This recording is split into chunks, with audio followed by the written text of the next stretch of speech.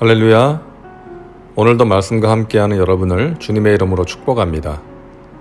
오늘 말씀은 창세기 19장입니다. 먼저 말씀 개요입니다. 1절부터 11절은 소돔 사람들의 죄악된 모습을 보여줍니다. 성적인 타락과 나그네에 대한 횡포를 통해 소돔이 얼마나 죄악된 도시였는지, 왜 하나님의 심판을 피할 수 없었는지를 보여줍니다. 12절부터 29절은 소돔과 고모라에 대한 하나님의 심판과 롯의 가족들이 구원받는 장면입니다. 30절부터 38절은 롯과 그의 두 딸로 인해 생겨난 모압과 암몬족 속의 기원에 대한 이야기입니다. 다음은 말씀 묵상입니다. 첫 번째 묵상 포인트는 하나님의 심판을 받은 소돔의 죄악된 모습입니다. 두 천사가 소돔에 갔을 때 그곳에 살고 있던 롯을 만나서 그의 집에 머물게 됩니다. 그러자 성 사람들이 롯의 집을 에워싸고 말합니다. 5절에 오늘 밤에 너에게 온 사람들이 어디 있느냐? 이끌어내라. 우리가 그들을 상관하리라. 우리가 그들을 상관하리라, 이 말을 직역하면 우리로 하여금 그들을 알게 하라입니다. 여기서 안다라는 단어는 히브리어 야다인데요. 여러 가지 의미를 갖고 있는 단어인데 여기서는 성적인 관계를 의미합니다. 창세기 4장 1절에서 아담이 하와와 동침함에 하와가 잉태하여 가인을 낳고 라는 말씀에서 동침하다라는 단어가 히브리어 야다입니다.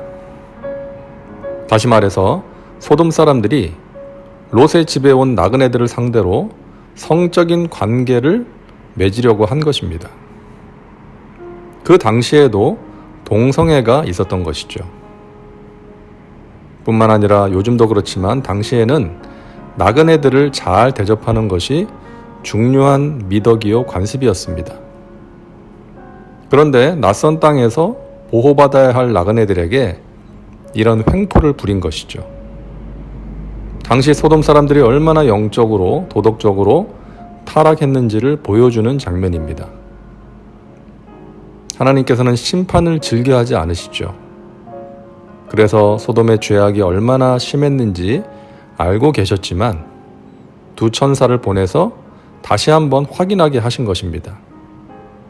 그러나 소돔의 죄악은 하나님의 심판을 돌이킬 수 없는 극심한 상태였던 것입니다.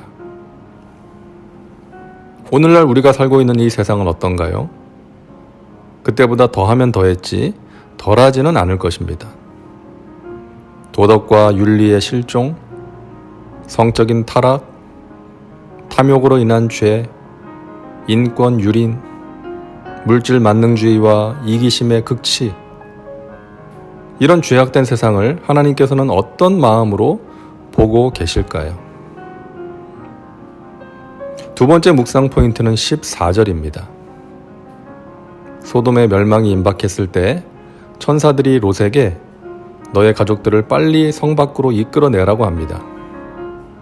그러자 롯이 나가서 딸들과 결혼하게 될 사위들에게 하나님께서 이 성을 멸하실 것이니 너희는 이곳에서 떠나라고 말하였지만 사위들은 농담으로 여깁니다. 결국 그들은 구원받지 못했던 것이죠.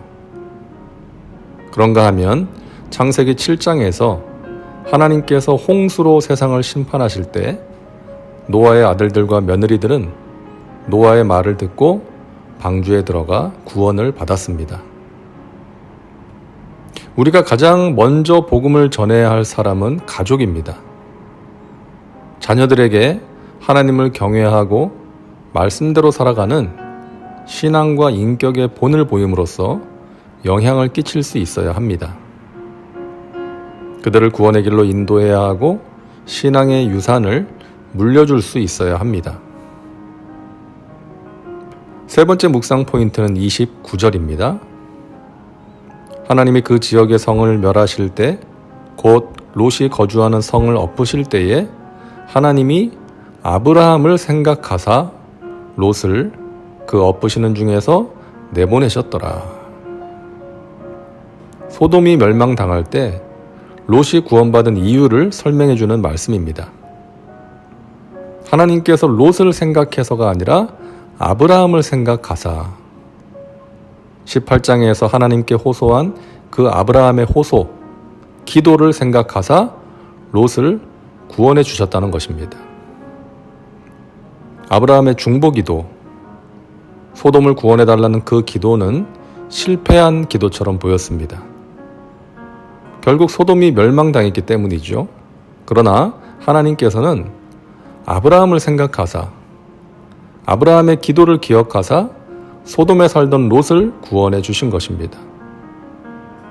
우리가 이 땅을 위해서, 교회를 위해서, 누군가를 위해서 드리는 기도가 별 효과가 없는 것 같이 느껴질 때가 있습니다.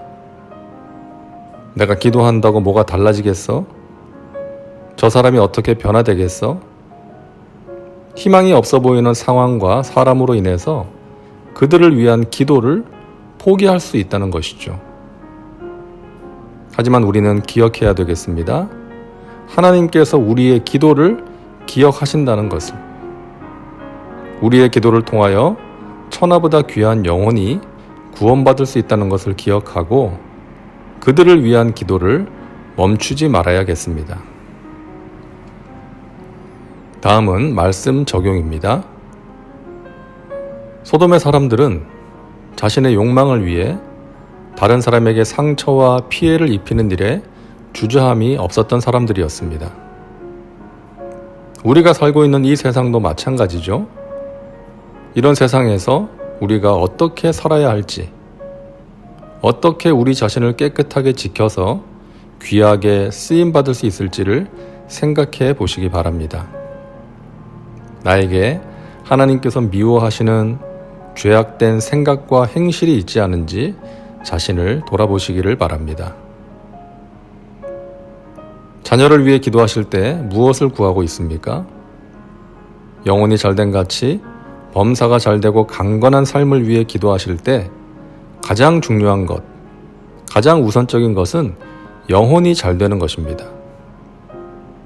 영혼이 잘되지 못하면 범사가 잘되고 강건한 것이 진정한 복이 될 수 없기 때문이죠. 자녀들이 하나님을 만나고 거듭나기를, 이 세상이나 세상의 것들이 아닌 하나님을 사랑하는 사람이 되기를 기도하시기 바랍니다. 이제 기도합니다. 사랑과 은혜가 풍성하신 하나님, 오늘도 말씀과 함께 살게 하시니 감사합니다. 죄악된 세상에서 우리가 살고 있지만 그 죄악에 물들지 않도록 저희를 지켜주시고 깨끗한 그릇이 되어 하나님이 주시는 신령한 복을 받고 귀하게 쓰임받는 은혜를 경험하게 하여 주옵소서. 우리의 자녀들이 이 세상이나 세상의 것들이 아니라 하나님을 사랑하는 영혼이 잘되는 사람이 되게 하여 주옵소서. 하나님께서 우리의 기도를 생각하시고 우리의 기도를 통해 천하보다 귀한 영혼을 구원하신다는 것을 기억하므로 누군가를 위한 중보 기도를 포기하지 않게 하여 주옵소서. 예수님의 이름으로 기도하옵나이다.